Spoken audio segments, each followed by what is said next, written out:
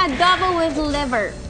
Alam niyo mga Mars, sobrang dali lang i-prepare nitong ating chicken liver, no? Vegan chicken liver. Madali ding hanapin ang mga ingredients na gagamitin natin ngayon. Umpisa na natin yan, Chef. So, umpisahan na natin ang ating pagluluto.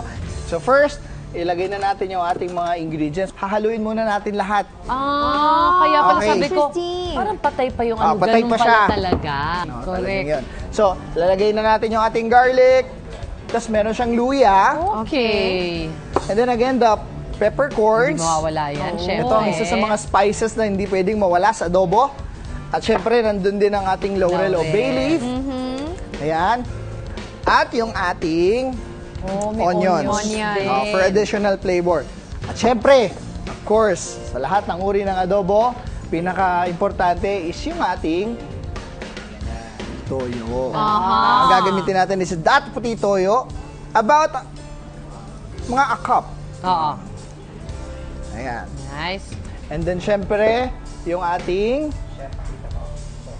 ayan. Suka. Yung ating suka. Yun ang kapartner niya. Yes, of course. Sa lahat ng adobo, suka at toyo. Correct. Dapat. So, lagyan natin yan. 1 cup din yan, Alright. Chef, o less? Less. Medyo lesser ng konti. Tapos, lagyan natin ng tubig. Okay. Okay. And then, we'll let it simmer for about 30 minutes. Lutong-luto Luto na na. yan. Okay. Nice. Okay, by this point, yung ating chicken is mukhang malambot na, tender Okay. na. So, what I'm gonna do is ilalagay ko na yung ating liver, saka yung ating gizzard. So, ito na siya. Lalagay ko na siya.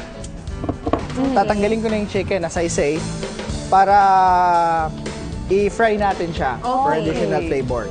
Okay, so, iwan lang natin yung liver, saka yung gizzard, kasi ito nga yung gagawin ko mamaya. So, yan na siya. So, ang gagawin ko naman next is lagay na natin yung ating chicken.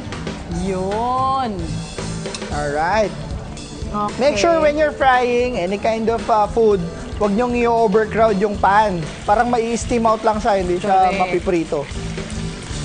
Ayan. After na, plato na. So, ito na. Gagawin ko na is, with the use of a fork, durugin niyo yung Laman loob. yung liver. Liver. So, Correct. pwede niyo siyang durugin with the use of the pork. Tapos mamaya makikita niyo yung difference niya.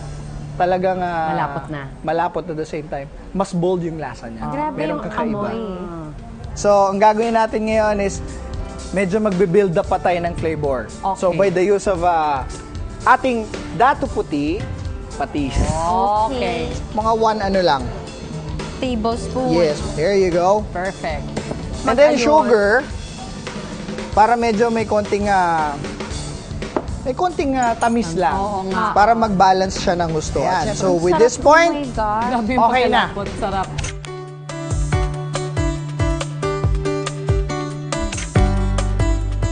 Ang sarap. there you go. Super malinamnam.